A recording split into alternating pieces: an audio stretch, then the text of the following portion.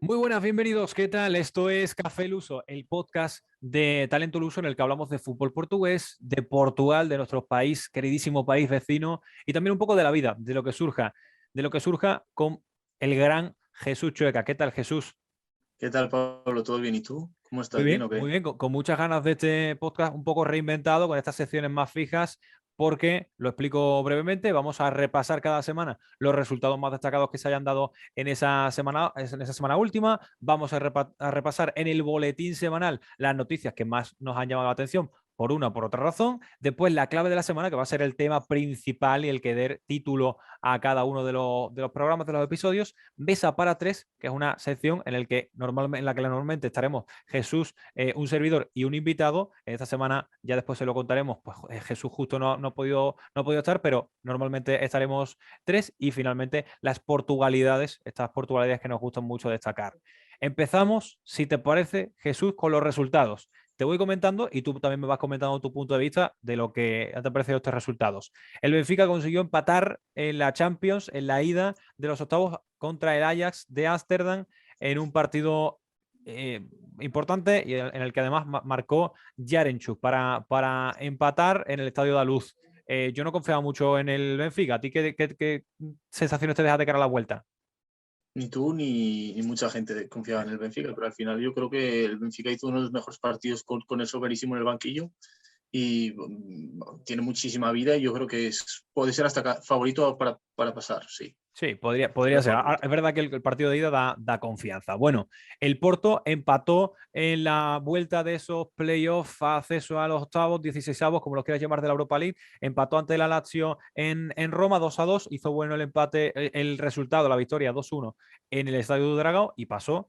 Y también pasó el Sporting de Braga, que evidentemente si del Benfica poco confiábamos antes de que empezase la ida, del Braga después de perder en Tiraspol 2-0, pues mucho más complicado lo tenía. Ganó 2-0 a prórroga, partido a penaltis. La situación es la siguiente: la tanda de penaltis lo tenía prácticamente hecho, tenía un 2-0 con el tercer fallo del Sheriff, es decir, el Sheriff Tiraspol había fallado ya 3, el Braga había marcado 2 y podía marcar el tercero, 3-0 y para casa. Bueno, pues ¿qué hace el Braga? Falla, marca Sheriff. Falla, vuelve a fallar, marca otra vez Sheriff Tiraspol y se pone 2-2 y tenía la última oportunidad que tenía para igualarlo antes de que empezase el tema en muerte súbita, sería marcar, y finalmente acabó marcando Francisco Moura, concretamente, el joven futbolista zurdo, anotó el definitivo 3-2 y pasó de ronda. El Braga se complicó prácticamente la vida. Es verdad que al final de la vuelta un resultado complicado, pero lo dicho. Y después, para terminar de repasar, se ha disputado la jornada número 24. Repaso rápidamente resultados y Jesús, tú me dices con el resultado que te quedes, el que más te ha sorprendido, el que más te ha gustado, ¿vale? Belenenses SAD 0, Pasos de Ferreira 2, Famalicão 2, Tondela 1, empate entre el Marítimo y el Sporting Club de Portugal en el Futsal. Arauca Moreirense empataron a 1, Vizela Portimonense empataron también a 1, victoria del Boavista en el campo de Estoril Praia por 2-3, el Benfica goleó al Vitória de Guimarães 3-0, el Porto y el Gil Vicente empataron a 1, yo creo que el gran partido de la jornada, y finalmente el Sporting de Braga y el Santa Clara empataron a 0 a Pedreira. Jesús, ¿con qué resultado te quedas? Primera victoria del Boavista a domicilio en toda la temporada, 2-3 contra el Estoril, remontando.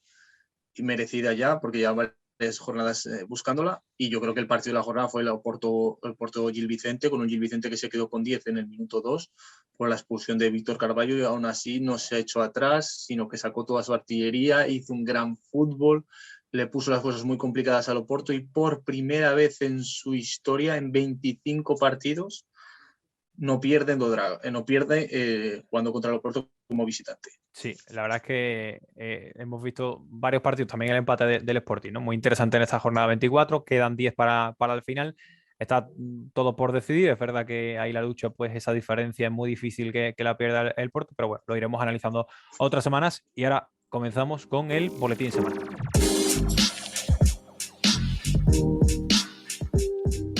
Jesús, primera de las noticias de la semana, es un poco ya sabida, pero tenemos que comentarla. Los rivales, el sorteo de la Europa League, los rivales de Porto y Braga, el Fútbol Club de Porto se enfrentará a un equipo francés, el Olympique de Lyon, y el Sporting Club de Braga se enfrentará a un equipo francés, el Mónaco. ¿Qué te parece una y otra eliminatoria? ¿Quién crees que lo tiene más difícil? ¿Qué Yo creo favoritismo? que el Oporto es favorito a ganar incluso la Europa League, pero le ha tocado un cruce bastante complicado contra el Olympique de Lyon, que puede reafirmar su candidatura o puede decir, al Oporto quizás ya no le da para más. Aunque pase de la ronda, le decimos, no, vemos a un Oporto que no es superior a su rival, que no tiene capacidad para más. Y luego vemos al Braga, pues que sigue soñando. El Mónaco va a tener toda la presión, es un equipo con mayor presupuesto.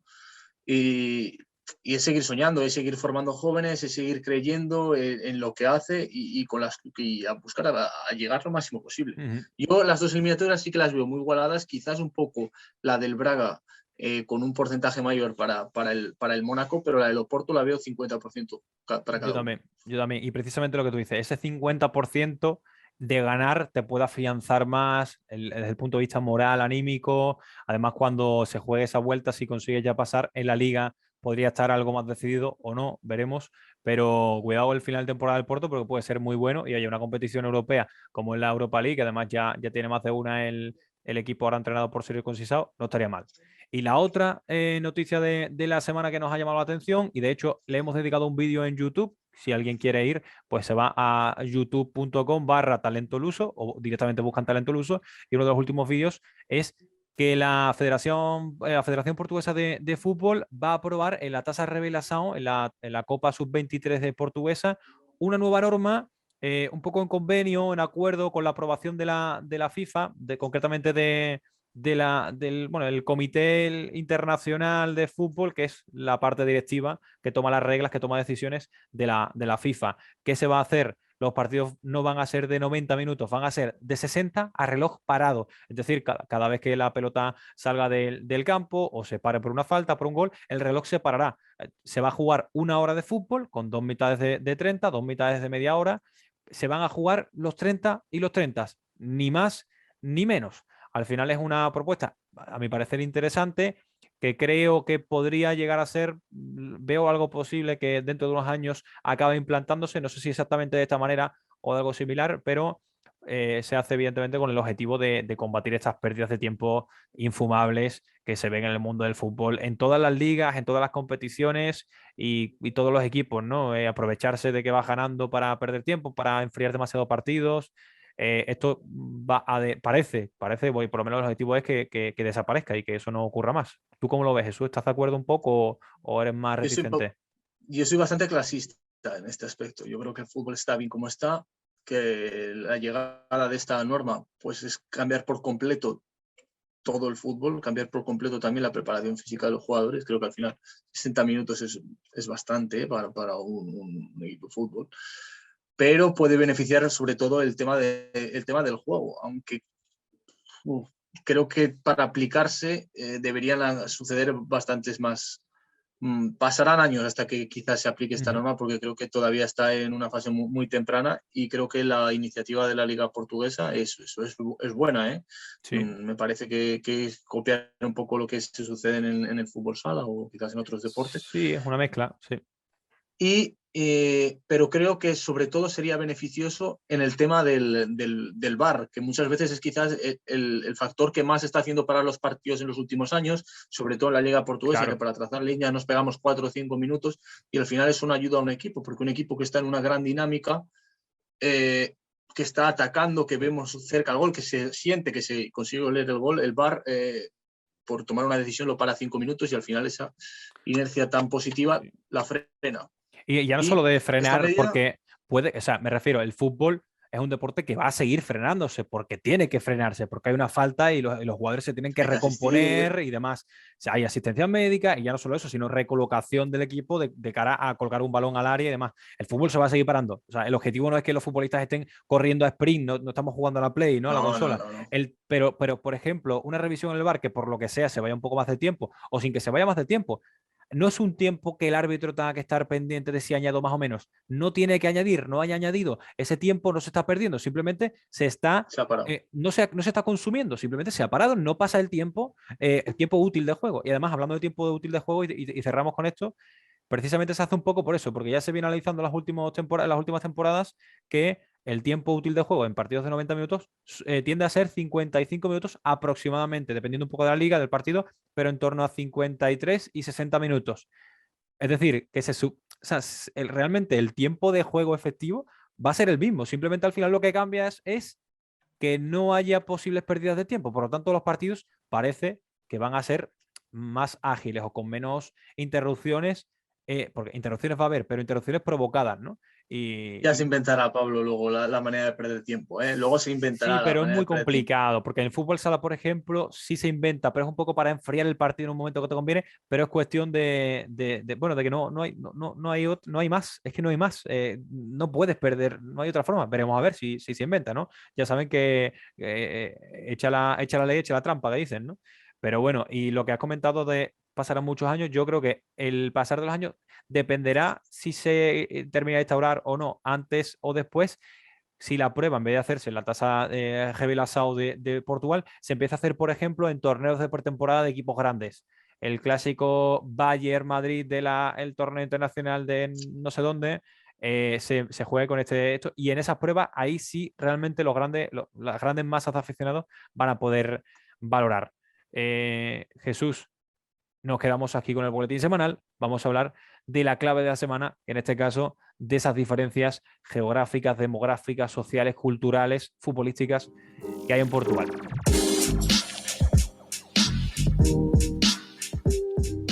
Bueno, pues ya estamos en la clave de la semana, el tema principal de la semana con este nuevo orden, con esta nueva organización, catalogación de un poquito del podcast. Vamos a hablar de un tema que ya la semana pasada empezamos a escarbar en un tema que me parece, que nos parece a Jesús y a mí bastante interesante, y es este tema de la diferencia demográfica, social, culturo-futbolística que hay en Portugal. Y Jesús, yo creo que ya es un poco evidente, ¿no? Lo de la grandeza de los tres grandes, que siempre se asoman por ahí un poco el Braga, en cuanto a afición el Vitória Sport Club, el Vitória de Guimarães, pero vamos a andar en el día de hoy un poco en las razones que llevan a esta diferencia tan abismal que hay en Portugal. Bueno, lo que vamos a ver básicamente es que el interior de Portugal está un poco marginado, por no decir que está muy marginado, y que en la costa es donde se centran todos los recursos económicos, la gran mayoría de la población y, por tanto, la gran mayoría de grandes equipos de todos los campeonatos, ya sea la Primera Liga, como Segunda Liga, como incluso el Campeonato de Portugal o la Liga 3. Y eso es un tema muy complicado de cambiar, que aquí también en España está pasando con el tema de la despoblación, que al final si no hay gente es imposible atraer inversiones y atraer dinero y atraer el fútbol. Y por tanto Portugal creo que la situación no se agrava más porque es un país mucho más pequeño y porque el capital se encuentra en dos grandes zonas diferenciadas, que una es la zona de Oporto y la zona de Lisboa. Y el resto del país está abandonado, tanto en infraestructuras como Sí. deportivamente hablando. Sí, de hecho, para lo que dice Jesús, voy a empezar a aportar algunos datos que concretamente los he cogido de un artículo bastante bueno que recomiendo, que dejaré el enlace en la descripción, tanto en YouTube como en las diferentes plataformas de podcast, como iVoox, Spotify, Apple y Google. Es un artículo de Mundo Esférico, escrito por David Ferreiro Pérez. Y justo lo que decía Jesús, esa diferencia abismal en cuanto a número de personas, que al final es la base, ¿no? del fútbol y de cualquier otro tipo de mundo y concretamente de negocio, porque al final es un poco eso. La población total de Portugal es aproximadamente de 10 millones de personas. Los distritos de Lisboa y Porto, siendo el 16º de 20, ¿no? Son 18 distritos y 2 regiones autónomas, que son las islas, Madeira y las Azores. Hablamos de que Lisboa y Porto son los distritos 16º y 14º en extensión, es decir, que son bastante pequeños en comparación con otros distritos como pueden Sí. ser Braganza o Beja y demás. Bueno, pues de 10 millones son prácticamente la mitad de Lisboa y de Porto. Es una diferencia abismal, ¿no? Haciendo el símil aquí en España no es exactamente el mismo, pero bueno, Madrid y Barcelona acumulan un grandísimo número de habitantes, pero sí es verdad que aquí en España tenemos muchos más núcleos. Allí en Portugal, pues son estos dos núcleos y quizá un poco el tercero, pues el distrito de Braga, que se acumula un poco más, que es esa zona norte, ¿no? Es un poco Sí, como pero es algunas veces una utilizado incluso como las afueras de Oporto. sí, región metropolitana de Oporto, la región Sí. norte, que ahora también está muy relacionada con Galicia, porque dicen que es que podría ser incluso un motor económico a explotar en el futuro y que se va a apostar por él, tanto logísticamente como industrialmente, por la cantidad de materiales, de relaciones, de la facilidad del idioma entre las dos comunidades, y que también concentra muchos equipos de fútbol. Sí. Eso es, al final, el fútbol es de lo que venimos a hablar y de lo que realmente nos importa. ¿Cuántos equipos del interior de Portugal hay jugando en Primera Liga, Pablo? Es que el tema, Jesús, es que esa diferencia que has comentado al principio, ¿no? De la costa y el interior, al final la costa llama mucho más por múltiples razones, no podemos meternos a indagar en cada detalle, pero evidentemente, a grosso modo, al final es las ciudades grandes se concentran en la costa, bueno, son como Porto y Lisboa son los mayores ejemplos, ¿no? Sobre todo la costa, hablamos la costa oeste, porque es verdad que en la costa sur el único gran núcleo es Faro por ese punto estratégico desde un punto de vista internacional, llegan muchos vuelos, bueno, ahí tienen, leía un dato, no me acuerdo el número exactamente, pero concentra una buena parte importante del PIB, del Producto Interior Bruto de Portugal, por lo tanto, es un punto neurálgico y sin Pero embargo tampoco es que ¿el Algarve tenga... es Portugal o es Inglaterra? ¿Eh? Es verdad que al final hay mucha importancia internacional en ese sentido, pero por ejemplo, desde el punto de vista futbolístico, pues no se refleja mucho. Farense estuvo hace poco en primera, ahora está en segunda, pero nunca ha sido un motor económico que se vea reflejado en el mundo del Lo fútbol. podríamos, lo podríamos comparar aquí con quizá la costa desde Barcelona hasta Valencia. El tema del Algarve es una zona donde en verano la población crece muchísimo, Sí. donde el dinero llega fácilmente desde el extranjero, la gran mayoría, o últimamente en los últimos años con la pandemia del propio turismo portugués, pero que durante el invierno está completamente vacío y al final los negocios no se pueden mantener durante estos meses. Por Sí. lo tanto, apuestan por los 3 meses, 4 o 5 meses de verano por el clima a tener el máximo beneficio para después poder sobrevivir. Al final aquí que encontramos clubes pequeños, clubes humildes como Portimonense, Farense, Villanense, Pues, pero en España también pasa lo mismo. Esa zona desde Barcelona hasta Valencia, también tenemos ciudades que son importantes, pero que tampoco tienen esa importancia en el resto del país. Tenemos sí. Tarragona, el fútbol Tarragona está pasando un mal momento en Nàstic, o tenemos el Castellón, tampoco ha encontrado estabilidad en los últimos años, y yo creo que es un símil que he encontrado que si quieres me lo Sí, compras y si no también, ¿eh? por parte sí te lo compro, pero por otra parte no. Y es lo siguiente que voy a decir, que de hecho al final es un poco de la charla que tengo con Miguel Pereira, que van a escuchar más adelante en el podcast, que me parece muy interesante. Le pregunto sobre este tema y da un tema.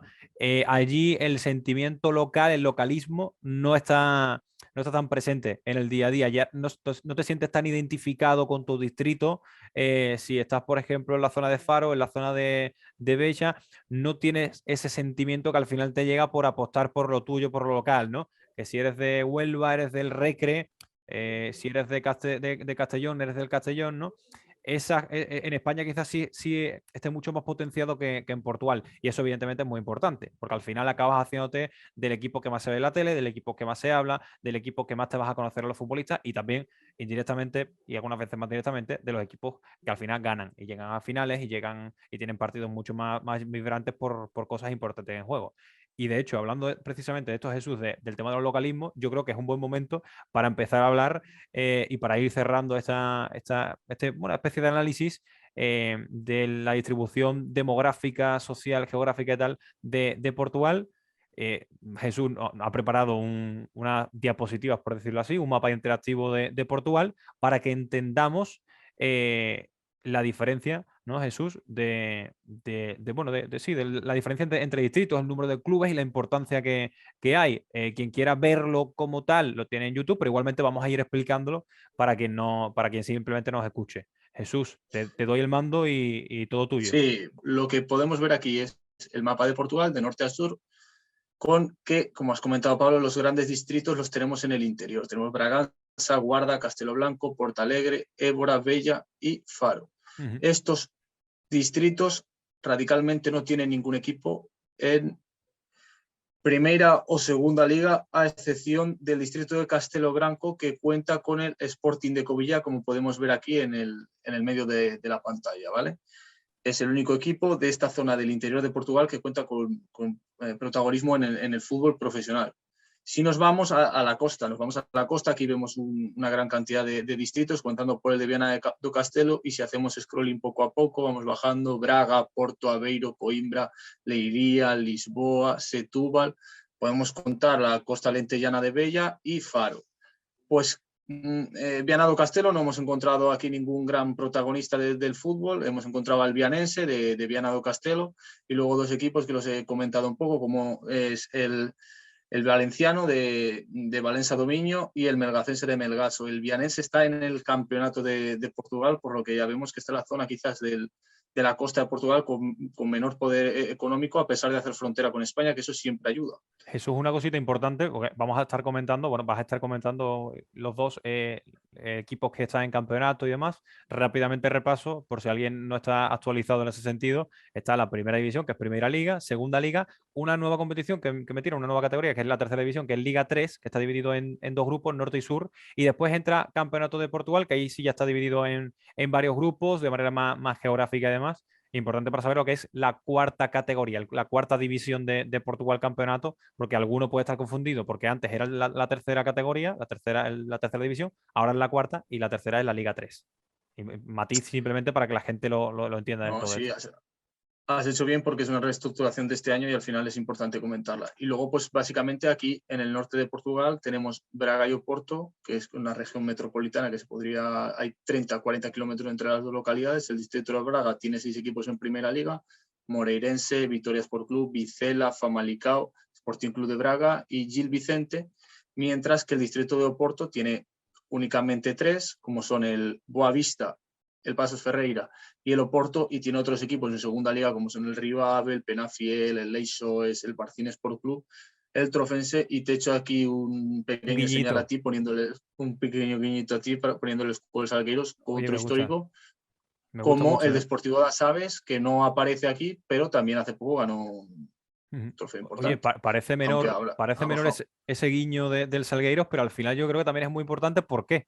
Porque esa historia, ¿no? de club popular de Oporto y de Portugal que tiene el Salgueiros, eso no sería posible, por ejemplo, en un distrito como Guarda o como en Castelo Branco. ¿Por qué? Por el número, evidentemente, de personas que vive en la ciudad de Oporto y alrededores, y por ese localismo que quizás sí existe un poco más en distritos grandes como Porto, Braga, Lisboa, de querer apoyar al equipo de tu zona, ¿no? Y al final es un poco el mayor fanatismo va a llevar a mayor fanatismo todavía, y este es el caso del Salgueiros. Así que, oye, Y, el y guiño, y además tiene explicación. Dime. ya para acabar con la región norte, si quieres tocamos un poquito el distrito de Villarreal, que tiene al Chávez Ujú. como máximo representante en segunda liga, peleando también por el ascenso a primera liga, y luego otros clubes importantes. He puesto aquí Reggio Transmontana, uniéndolo con Braganza, porque si no, no salían equipos. El Montalegre está en Liga 3, el resto de equipos son pequeños en las capitales más importantes: Villarreal, Mirandela, Maceo Cavaleiros y la propia Braganza, que están entre el Campeonato de Portugal y las distritales. Es una zona también bastante extensa en territorio, ya lo puedes estar viendo, que es bastante grande, pero sin casi equipos en fútbol profesional, Al solo final uno. también hay que entender, igual que pasa en muchos otros países, ¿no? Pero en Portugal, pues un poco más pronunciado si cabe.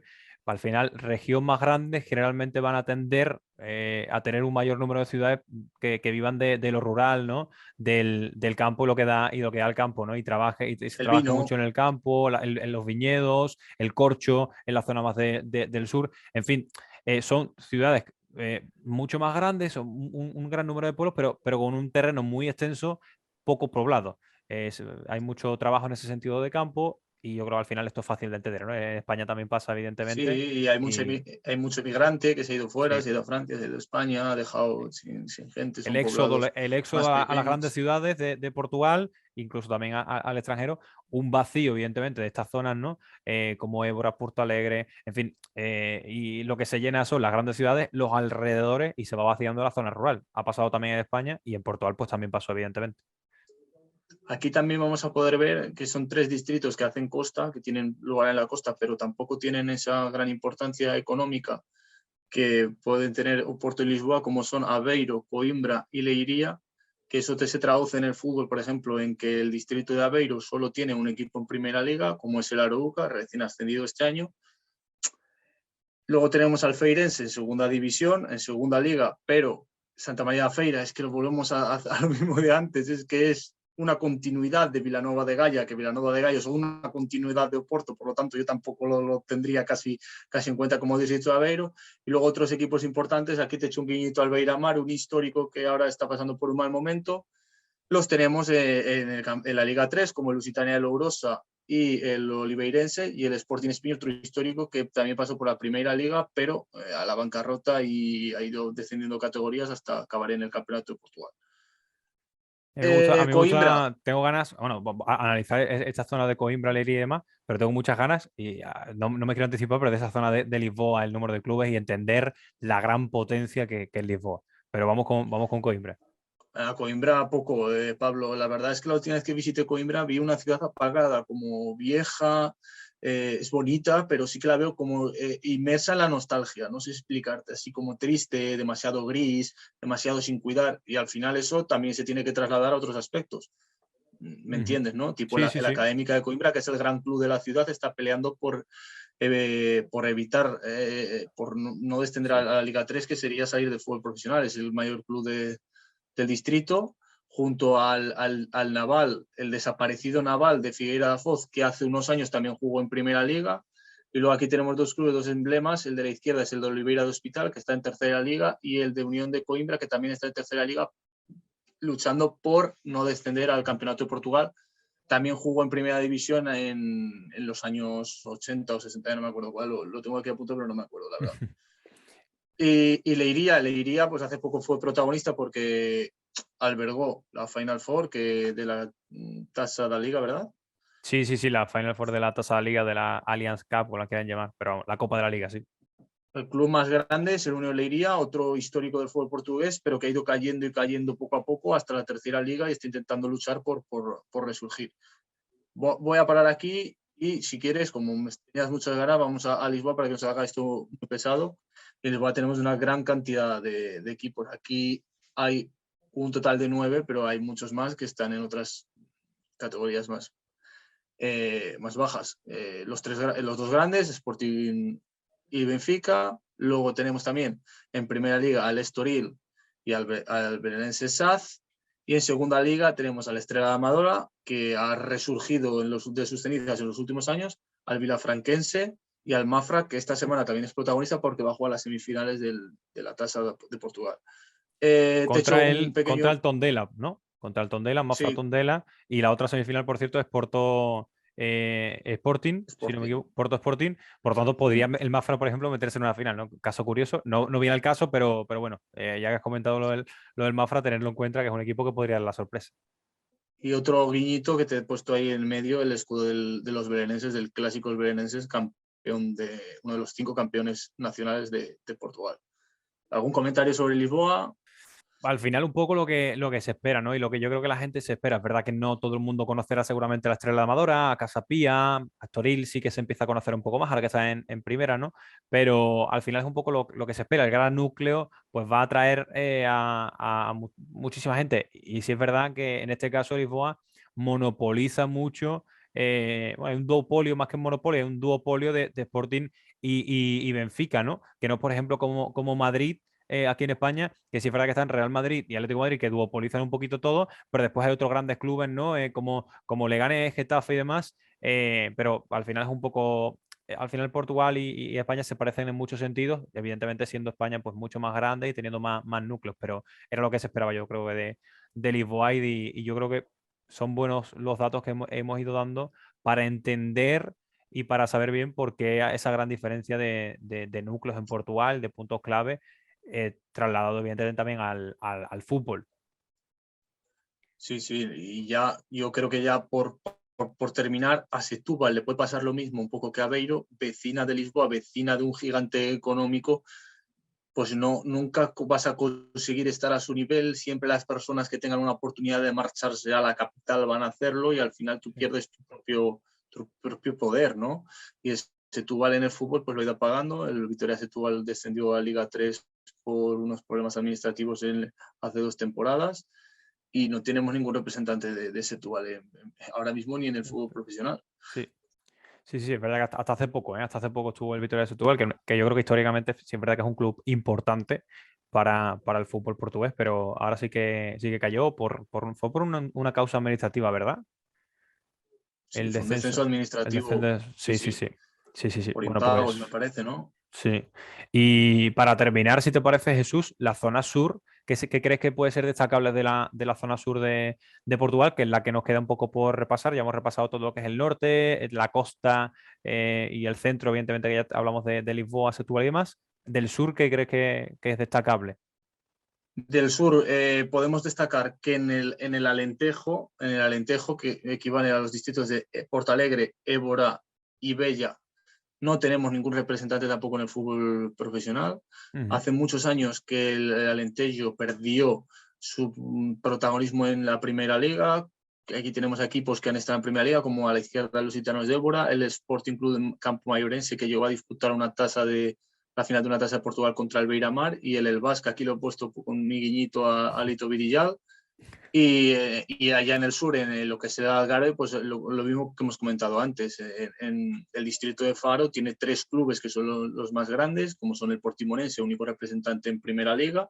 Tenemos al Farense, que el año pasado estaba en Primera Liga, volvió el Derbi Algarvio muchísimos años después a la élite del fútbol portugués, Ujú. pero acabó por descender. Y el Ollanense, que en la última década estuvo en Primera División, pero ha ido bajando escalón y ha bajado un poco de categoría.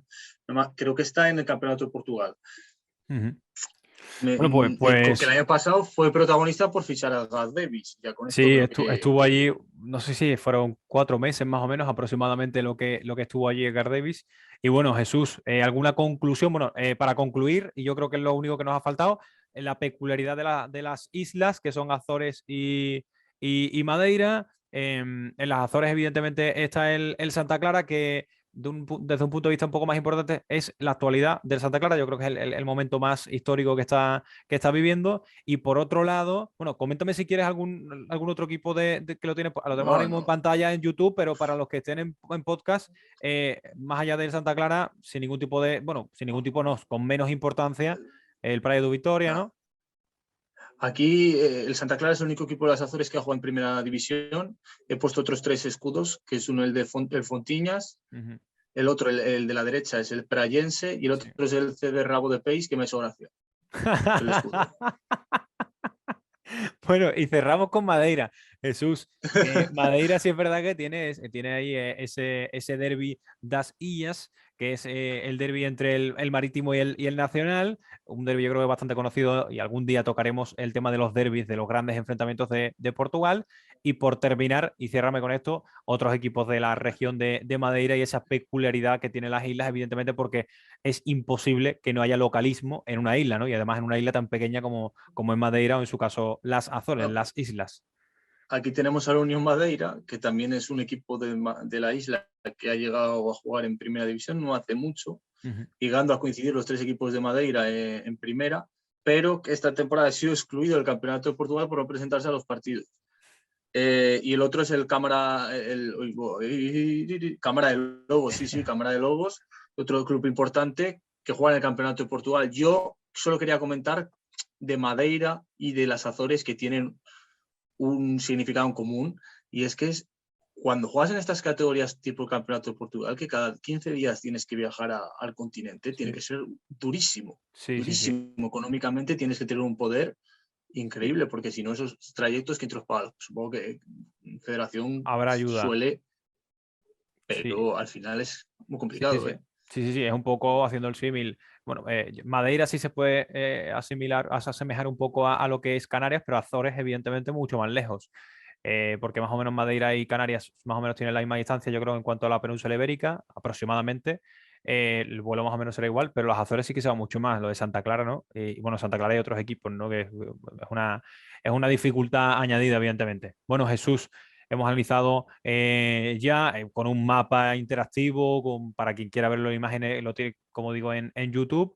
Y para quien no, yo creo que lo hemos explicado, creo, modestamente, que bastante bien y que desde un punto de vista completo. Después, en la charla que viene ahora, en esta mesa para tres, que es la nueva sección de este podcast en el que siempre vamos a tener a un invitado, pues en este caso va a ser Miguel Pereira. Esta primera edición de Mesa para Tres no puede estar el bueno de Jesús, porque justo cuando Miguel podía hablar con nosotros, pues él no podía, no pasa nada, cosas que pueden pasar y que Me seguramente pase. despreciaron, no le creáis, me despreciaron. No, que no, nos queríamos tomar el café sin el bueno de Jesús. No, y queda una charla muy chula de unos 15 minutos y precisamente también tocamos este tema de la distribución geográfica y explica muchas cosas desde el punto de vista portugués, porque él es portugués de Oporto y sabe muy bien de lo que habla.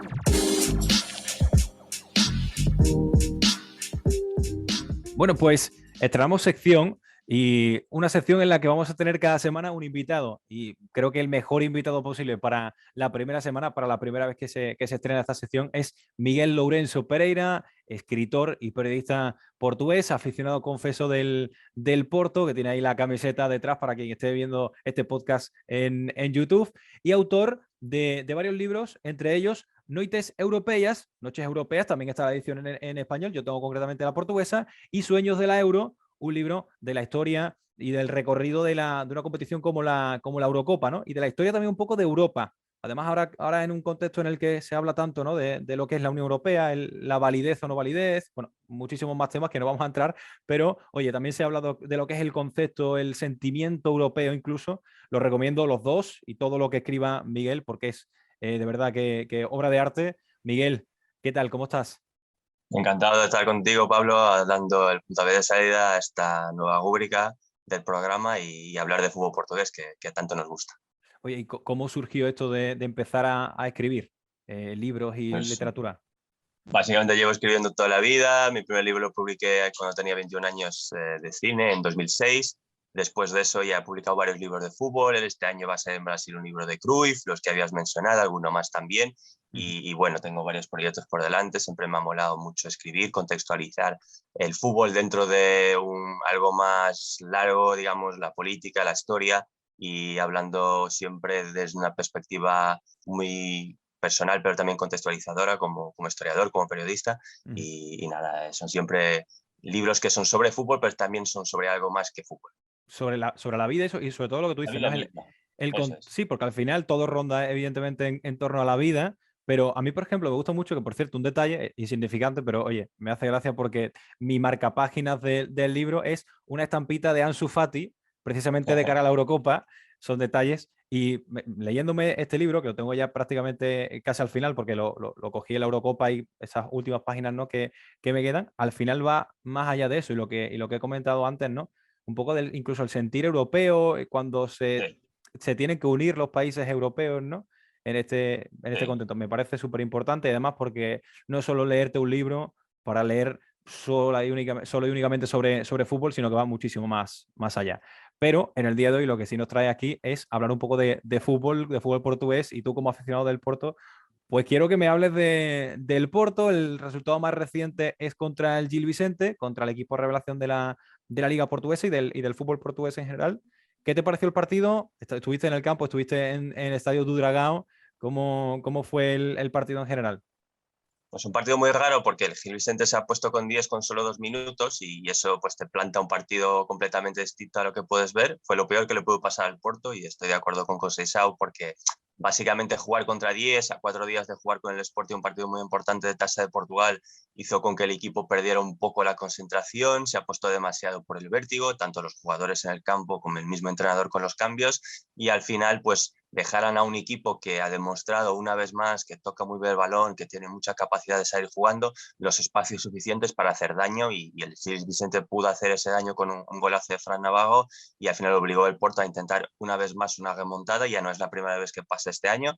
Al final el equipo solo pudo empatar, tuvo varias oportunidades para ganar el partido, pero al final el empate es justo por todo aquello que el Gil Vicente pudo aportar jugando con 10 desde tan pronto, y perdió una oportunidad clara de ampliar su liderazgo a 8 puntos de cara al Sporting tras el tropiezo del Sporting en Madeira. Así que básicamente pues quedan 10 jornadas de infarto y es un partido más que demuestra el alto nivel que está teniendo el Gil Vicente este año. Se van probablemente a meter en Europa por primera vez. Es la primera vez que sacan un punto de casa del Porto en toda su historia. lo que dice mucho del trabajo de Ricardo Suárez y del equipo de Barcelos, y al final pues fue un juego muy disputado entre dos equipos con armas muy distintas, pero que al final representan lo mejor que tiene el fútbol portugués a día de hoy. De lo que has comentado, te hago dos, tres preguntas rápidas. Lo primero, has hablado de Fran Navarro. ¿Cómo se le ve a Fran Navarro allí en Portugal? ¿Recuerda un poco lo que fue Mario González la temporada pasada? Futbolista delantero español Sí, que llega sin ser conocido. Recuerda un poco, imagino que se le comparará un poco, ¿no? sí. Siendo Sí, un sí, tiene las delantero mismas diferente. vibraciones y lo más probable es que el año que viene, si sigue en Portugal, pues que dé un salto más porque ha demostrado con creces su solvencia de cara al gol, ha sido fundamental para la campaña del Gil Vicente y tiene un poco esa sensación que ha tenido Mario en Tondela de jugadores que van creciendo, aprovechando los minutos que tienen en Portugal, que es una liga menos competitiva que la española, pero donde hay mucha técnica, hay espacios, puede demostrar un poco su talento natural y ha sido fundamental para lo que lleva el Gil Vicente de campaña hasta ahora. Otro nombre propio, Ricardo Suárez. Has hablado de él, también entiendo que en Portugal, evidentemente, y lo leo a diario, ¿no? Se habla muy bien de él. Además, creo, opinión personal, que es un tipo que en rueda de prensa se expresa bien, es un tipo cabal, es un tipo yo creo que respetuoso, siempre no le recuerdo ninguna salida de tono, por lo menos que yo recuerde. ¿Qué imagen se tiene en Portugal y qué imagen tienes tú de Ricardo Suárez para quien no lo conozca? Que seguro que hay muchísima gente, porque hay muchísima gente que no conoce lo que está haciendo Gil Vicente esta temporada. ¿Cómo lo definirías? ¿Cómo lo valorarías? Sí, básicamente es el entrenador revelación del año y viene un poco en esa escuela de entrenadores que el fútbol portugués siempre parece ser capaz de generar de su cantera casi interminable, digamos. Y claro, hacerlo con un equipo de este perfil, habitualmente en Portugal significa que tarde o temprano vas a dar un salto a uno de los grandes llamados. Cabe recordar que muchos de los entrenadores que hoy conocemos de Portugal en el exterior, pues han empezado con equipos así, con proyectos así, casos de Paulo Fonseca, de un Espíritu Santo, por ejemplo, el mismo Amorim, incluso se ha hecho con Seisao también, aunque tenía un pasado como jugador que ya le avalaba de una forma distinta.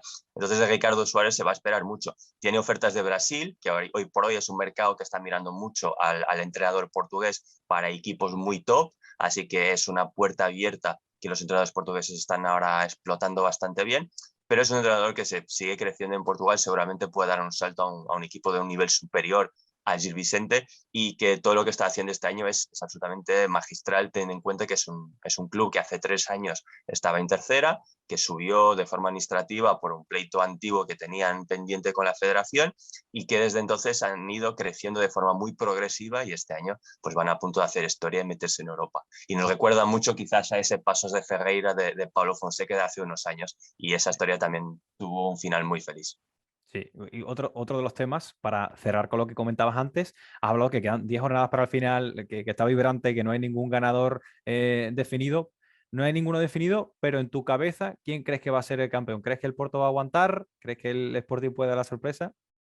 Yo creo que en una liga como la portuguesa, 6 puntos a 10 jornadas de final, cuando ya no hay partidos entre los dos contrincantes, por delante es muy complicado que se le escapa el Porto. Es verdad que se nota un cansancio físico muy importante. La salida de Díaz en el mercado de invierno hizo mucho daño al Porto en su forma de jugar y en la forma de conseguir explotar los jugadores que tiene. Es verdad que vienen 2 partidos de Copa muy duros con el Sporting, competiciones europeas, donde mientras el Sporting está prácticamente eliminado de la Champions, el Porto tiene muchas posibilidades de superar los octavos con el Lyon y luego seguir más adelante en la competición y llegar incluso hasta la final de Sevilla. Es una ambición que con Díaz era una ambición que tenía un poco más de sentido que ahora, pero sigue estando allí. Entonces, al final, pues son muchos partidos los que quedan antes de jornada, pero probablemente 14 en general o 15 para el final de temporada. Son muchos partidos que pueden generar pues, lesiones, suspensiones, algo más. Pero aún así yo creo que este Porto tiene la solvencia suficiente para mantener los 6 puntos de liderazgo con el Sporting. Tiene partidos difíciles, desplazamientos a Braga, a casa del Benfica en la penúltima jornada, y el Sporting también tiene que jugar con el Benfica, así que quedan muchos partidos gordos todavía por disputar. Pero a día de hoy yo sigo viendo el Porto como favorito y el Sporting pues va a estar ahí un poco al acecho, como hizo el Porto el año pasado, con el mismo Sporting, se invierten un poco los papeles. El año pasado el Sporting demostró hasta el final que no claudicaba y fue el Porto el primero en tirar la toalla, pues a lo mejor este año toca al revés y el Sporting vuelve a perder puntos y da al Porto más un balón de oxígeno del que tiene ahora mismo para salir campeón. Oye, y un tema, Miguel. Competición europea, un Porto consagrado con varias piezas bastante consagradas. Un entrenador que yo creo que en muchos aspectos y con razones recuerda a lo que fue la figura de José Mourinho, ¿no? Competición europea, final en Sevilla. ¿Trae buenos recuerdos a la afición del Porto? Trae muy buenos recuerdos a la afición del Porto y de hecho la campaña de este año está llena de otro tipo de recuerdos. Por ejemplo, el hecho de haber eliminado a la Lazio, que fue el equipo con que se jugó la semifinal en el año que el Porto fue a la Cartuja a ganar la Copa UEFA. Ahora va a jugar con el Lyon, que fue el equipo que el Porto eliminó en cuartos cuando ganó la Champions, también con Mourinho. Así que son rivales que tienen mucha historia en la historia de lo que es el fútbol del Club del Porto y del fútbol portugués en general, y hay muchas ganas de llegar lejos. Es verdad que hay la conciencia de que la competición tiene equipos muy potentes, está el Barcelona que viene claramente a la alza, está el Sevilla que es todo una historia de la competición, el Betis que está haciendo una grandísima temporada, luego hay equipos como el Atalanta, como el Leipzig, que son muy importantes, pero al final depende mucho del sorteo, depende mucho de cómo fluyen las cosas. El Porto con el Lyon es un partido de 50-50, son dos equipazos que deberían de estar en Champions League por su historia y por la calidad de sus plantillas. Y luego, pues si el Porto se logra clasificar con esa eliminatoria, pues dependiendo de los equipos que queden en sorteo, y el Braga también lo va a tener bastante duro con el Mónaco, poder llegar a cuartos, pero una vez en cuartos ya toca soñar. Y Sevilla sí que es una ciudad de bonitos recuerdos para todos los portistas y muchos les gustaría estar en mayo disfrutando del partido en el Pizjuán y a lo mejor alzar la tercera Copa UEFA Europa League que en las vitrinas de la historia del club. La última, por cierto, se le ganó, si no recuerdo mal, en esa final portuguesa, ¿no? Contra el Braga. Tiene ese idilio un poco dentro de que muchas veces pues, juega la Champions y al final pues, se queda sin títulos europeos, pero con la competición europea, ¿no? Con la UEFA o ahora Europa League. Miguel, deportivamente, ¿crees que tiene posibilidades de ser dentro de los 2 o 3 favoritos para ganar la Europa League? El Porto ahora mismo yo lo pondré en el top 3. El Braga va a tener un partido muy difícil con el Mónaco, ya lo tuvo con el Sheriff de Tiraspol, y además el Braga de este año es un equipo de transición, ya lo he demostrado en el campeonato, porque tanto ha podido ganar en Alvalade como luego ha perdido puntos de forma pues muy sorprendente, así que ahí pues el seguir más adelante para los bracarenses va a ser un reto más importante, pero de cara al Porto, yo creo que ahora mismo con el Sevilla y el Barcelona está en el top 3 de favoritos de llegar a la final. Luego hay que pasar la eliminatoria cada una y ver si el sorteo pues a lo mejor va poniendo rivales unos contra los otros y eso también se va despejando un poco el camino, que siempre hace falta tener ese tipo de ayudas de la vida, pero Sí. en general el Porto ahora mismo puede soñar en llegar muy lejos en la Europa League. Y una pregunta antes de pasar al último tema. ¿Qué te parece el cambio de norma de los goles fuera de casa, que se haya anulado, que simplemente valgan los goles como tal? ¿Qué te parece? Es complicado porque vienen a contracultura con una idea de que el fútbol europeo lleva jugando así desde hace muchas décadas. Yo creo que hay que esperar un par de años para ver el impacto que realmente va a tener. Hemos visto ya en las eliminatorias europeas el primer equipo que ha caído con esa realidad, pero yo sigo creyendo que es importante valorar lo que es el fútbol de ataque. Si es una medida que luego va a ayudar a los equipos a ser más ofensivos, vendrá muy bien. Pero, por ejemplo, el caso del Porto, que estaba controlando el partido con la Lazio, en los últimos minutos la Lazio se pudo empatar y ponerse en la prórroga con un resultado que el año anterior hubiese clasificado el Porto igualmente, que sería el 3-2. Así que en ese sentido, hasta que no nos pasen los primeros partidos de infarto y que nos empecemos a cuestionar la moralidad, digamos, de la decisión, todavía vamos a tener todos un poco el chip del modelo antiguo y yo creo que había muchos aficionados del Porto, incluso que cuando el Mónaco, cuando el Lazio metió el gol del empate, todavía estaban muy descansados porque pensaban que necesitaban 2 goles más para seguir adelante y no uno para forzar esa prórroga. Estamos un poco en esa etapa experimental, ¿no? Como tú dices, Sí, yo creo que un par de temporadas, que haya equipos que lo sufran y después que les beneficie, ¿no? Un poco que vean sí, cómo te viene al corazón, ¿no? Cómo aumentan o disminuyen las revoluciones por minuto en los partidos. Y eso Miguel, es. un último tema en esta charla, en el Café Luso. Hablamos mucho en este programa de las diferencias demográficas, sociales que hay en Portugal. Como en los distritos de Lisboa y de Oporto hay un mayor número, bueno, evidentemente los representantes como son Porto, Benfica y Sporting, pero un mayor número de equipos en algunos distritos que en otros, ¿no? Como pueden ser, por ejemplo, bueno, Faro sí es verdad que tiene Alfarense, pero como pueden ser varios distritos que tienen un menor número de habitantes Sí. y de vida en general, y por tanto, evidentemente, eso afecta al mundo del fútbol. ¿Cómo se ve y cómo se siente en Portugal esas diferencias que hay, ¿no? De distribución geográfica, cómo afecta para el nivel de seguimiento de los equipos, porque al final atrae mucho los tres grandes y hay zonas en las que con equipos incluso, bueno, en la Liga 3 nueva, ¿no? De este año o incluso estando en la segunda liga no hay muchos aficionados, incluso en primera liga, campos en los que se llena más aficionados del Porto, por ejemplo, ¿no? Cuando juega de visitante. ¿Cómo explicas un poco esto y qué nociones nos puedes dar de este tema? Pues básicamente el gran problema es que en Portugal no hay una cultura de localismo, o sea, no hay esa cultura de ser del equipo de tu ciudad. Históricamente la gente, el aficionado portugués es un aficionado de los tres grandes porque es un aficionado de victorias. Incluso los grandes cambios no son geográficos, sino generacionales. La gente que tiene ahora mismo pues, más de 60 años tiene una conexión más grande con el Sporting, que vivió sus tiempos de oro en las décadas de 40-50 y creció en esa etapa. Luego la gente entre los 40 y los 60 pues tiene una cercanía más emocional Benfica por todos los años de gloria de Eusebio y de esa generación de los 60, 70, inicios los 80, y la gente a lo mejor que tiene menos de 40 años que ha vivido los años de oro del Porto, pues aunque vive en Lisboa o vive en Madeira o vive en Setúbal, pues se ve más reconocido en los éxitos del Porto. Entonces al final es un tema más de generaciones y el crecimiento de los equipos según qué zonas geográficas viene acompañado de ese cambio generacional. Hay mucho más gente del Porto hoy, por ejemplo, que es un club que siempre ha estado muy identificado con la ciudad del Porto y el norte en general, pero hay mucho más aficionados del Porto hoy en Lisboa que hace 30 años, pero esos aficionados son gente joven, gente de menos de 35 o 40 años porque han crecido en esa etapa de competiciones europeas conquistadas en Viena, en Gelsenkirchen, en Sevilla, en Dublín, y por lo tanto se identifican con esa cultura de victorias, igual que el Benfica, que es un club que tiene una presencia nacional que yo diría que no sé si llega al 50% de la población nacional, estará entre los 40-50, pues va perdiendo también fuelle con el paso de los años a medida que los éxitos europeos se van olvidando y esas generaciones pues se van yendo y con ellas esas memorias. Entonces al final el gran problema que tiene el fútbol portugués es la ausencia de voluntad local de apoyar el equipo de tu ciudad, de tu región, porque al final tampoco es un país que tenga, como en España la cultura de las comunidades, las regiones, no es tan fuerte, no es tan vincado. Hay excepciones, por supuesto. En Guimarães, la gente de Guimarães es muy del Vitória Sport Club. En Braga ha cambiado un poco los últimos 20 años la mentalidad de la gente de la ciudad con el club, que hasta los años 90 pues era un club bastante periférico y ahora sí que tiene una afición bastante más fuerte.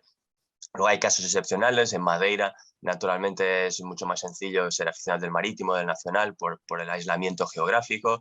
Hay equipos que son muy conocidos por tener aficionados que son muy intensos, como el Eisois, por ejemplo, el mismo Boavista, el Belenenses, que está renaciendo ahora en la cuarta división, camino de la tercera para ver los campeonatos profesionales, mientras que vemos el Belenenses Sade, que a los partidos va con 4 o 5 aficionados, porque realmente no es un club sin historia. Entonces hay muchos episodios de los cuales se puede hablar, pero realmente yo diría que más que la división geográfica, hoy por hoy hay aficionados del Porto de Benfica Sporting en todos los distritos del país, la proporción va variando, pero va variando más por temas etarios que por temas de distribución geográfica como tal. Un día me gustaría, otro día, hablar de esa historia, ¿no? Que hay detrás de la separación de belenenses, osbelenenses y demás, un poco de la historia del club histórico que es Os Belenenses, pero te despido con una pregunta, simplemente para que me dejes una píldora. Precisamente es un club de allí de Porto, es un club que se conoce como uno de los grandes clubes populares de la historia de Portugal, el Salgueiros. ¿Qué me puedes decir? ¿Te une algo al Salgueiros? ¿Alguna experiencia vital? Sí, me une mucho el equipo de mi padre y de mi abuelo, el Salgueiros, más que el Porto. Sí, yo de pequeño me he criado en el Vidal Pinheiro y en el Estadio de las Santas, que están muy cerca uno del otro. De hecho, yo he estado en el partido de debut europeo del Salgueiros en 91 en el Estadio del Besa contra el Can de Sí, Zidane, de que hizo Zidane. su debut europeo también en el 91. Así que Salgueiros es un club muy histórico que pasó por momentos muy complicados. De hecho, era un club que estaba con presencia en primera a lo largo de los años 90, inicios de los 2000, que llegó a Europa, se clasificó, estuvo varias veces pues, en séptimo, octavo, pero tuvo la mala suerte de que un presidente que tenía hizo una inversión muy potente para cambiar de estadio, porque el metro de Porto, el metro de la ciudad, se iba a pasar por el antiguo estadio de Vidal Pinheiro, entonces hubo una permuta de terrenos y la cosa no funcionó, y el club entró directamente en falencia y fue forzada a renacer, digamos, incluso le cambiaron el nombre durante una etapa a Salgueiros 08. Todo esto pasó en el 2008, por eso el nombre. Ahora se está empezando a reconstruir un poco la identidad, sigue no teniendo su propio estadio, juega en casa prestada, está en la 4ª división intentando subir a la tercera liga, que es una competición que la federación ha hecho un lavado de cara muy importante y muy bonito y positivo y le está dando mucha caña y es uno de los puntos altos de la temporada futbolera en Portugal este año. De hecho, pasa muchos partidos en televisión, el canal de la federación, así que le están dando mucha bola y eso es importante, pero todos estos años, aún jugando en 4ª y en 5ª división, hay muchísima gente que va acompañando el Salgueiros a los partidos, tanto en casa como a domicilio, y es un club que merece volver a estar donde los grandes y ojalá en los próximos años su crecimiento sustentado le pueda permitir ir escalando, pero ya de cara al año que viene, si logran llegar a tercera, la gente que le gusta el fútbol portugués, pues sintonizando el canal 11 de la federación va a poder ver los partidos y va a poder ver esa inmensa mayoría de gente que es muy volcada con su club de barrio, uno de los más míticos del fútbol portugués. Pues te lo preguntaba porque precisamente uno de los primeros capítulos, en los primeros episodios de Café Luso, hablaba de un poco de la historia, de cómo nació con esa historia, ¿no? De los niños que intentaban generar un club de fútbol en las afueras de Oporto y cómo poco a poco se fue generando ese club tan popular. Sí. Y mira, sin encontrarme que además tu familia, ¿no? Tu padre, tu abuelo son de allí, pues me parece algo mágico, ¿no? Bueno, Miguel, muchísimas gracias por este rato, por este cuartito de hora, hablando de fútbol y además saliendo ese toque mágico del Salgueiros. Y nada, un gran abrazo y otro día, si quieres, te pasas y hablamos de eso de belenenses, esos belenenses y explicamos un poco mejor el contexto, ¿no? A ti que se te da genial, mejor que a nadie, contextualizar el mundo del fútbol. Por supuesto que sí, lo Muchas haré gracias. contado. Muchas gracias, Miguel. Un abrazo, Pablo.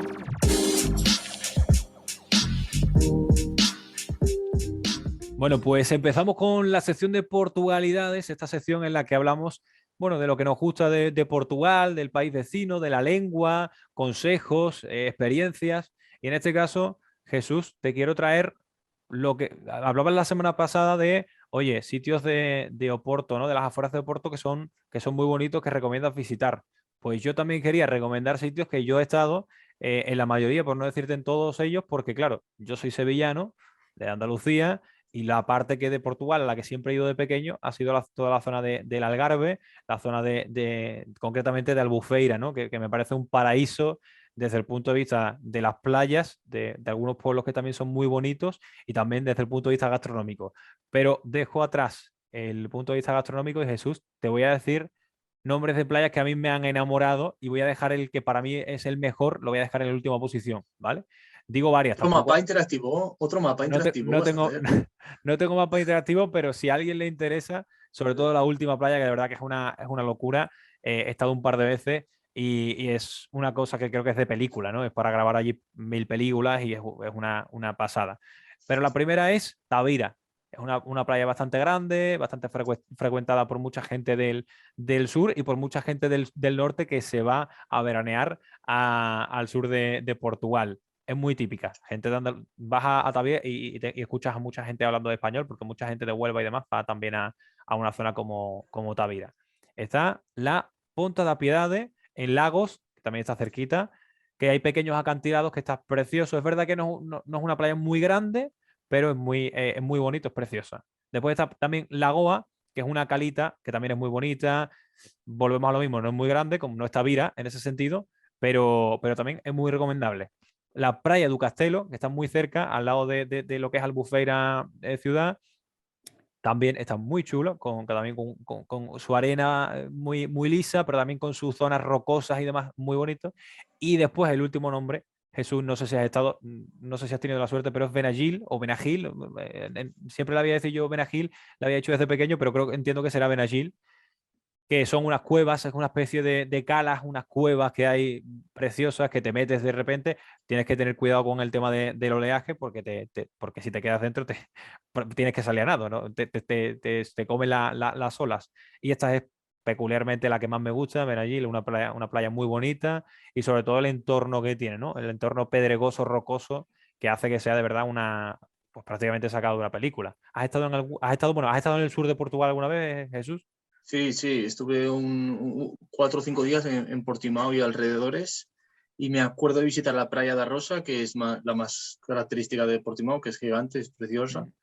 Y luego fui a otra, que es que no me acuerdo cómo se llama, creo que era la playa dos tres alemanes, la playa de los tres alemanes, que estaba también muy cerquita de Portimao, más pero era más pequeña, Te ha era salido más difícil portugués. llegar hasta Te ha allí. salido, te ha Sí, salido el portugués, ¿eh? me salió, me salió. Eso te pasa mucho. Lo de algunas veces se te escapa Pues eso, pues es lo que hay. alguna palabra. Oye, que a mí me encanta. Algún día hablaremos solo en portugués. Bueno, hablarás tú y te escucharé yo. Oye, hablando del sur, Altura, por ejemplo, que se me acaba de ocurrir, es otra como Tavira, es una playa grande, bastante extensa. Altura está mucho más cerca de Andalucía, por si nos escucha algún andaluz, es bastante recomendable. Es esta playa grande, se come muy bien, hay un montón de sitios para comer. Y además es la típica playa que te pasa el clásico trabajador currante de la playa, ¿no? Con cerveza, con refrescos, con todo tipo de boliñas que son muy típicas. No sé si en el norte también, pero en el sur son muy típicas las boliñas, que son, en España le decimos los usos de crema o de chocolate, por lo menos aquí en el sur. No sé si es cómo se llaman por allí, por Zaragoza. Bola de Berlín, es bola de Berlín. ¿Bola de Berlín le llamáis allí? No, no, se llama en portugués bola de Berlín. Pues en el sur le dicen boliñas. Claro, De boliñas de hecho, llegan Berlín. a la zona de Claro, Huelva, también llega, porque la zona de Isla Cristina y demás, que son una de las últimas playas de Huelva, el mismo currante, como digo yo, pues también llega a la zona las primeras playas de Huelva y se escucha de fondo a boliña, con crema por con medio y crema. arriba. Y sí, Sí, sí, boliña sí. de Berlín. Sí, Bola sí, de sí. Berlín. Bueno, pues coméntame tú rápidamente algo que sé que tienes ahí en mente, aunque sea un detalle, un sitio que te acuerdes, porque sé que, bueno, dímelo tú porque no quiero hacer el spoiler, pero quería comentar algo de una Portugalidad concreta.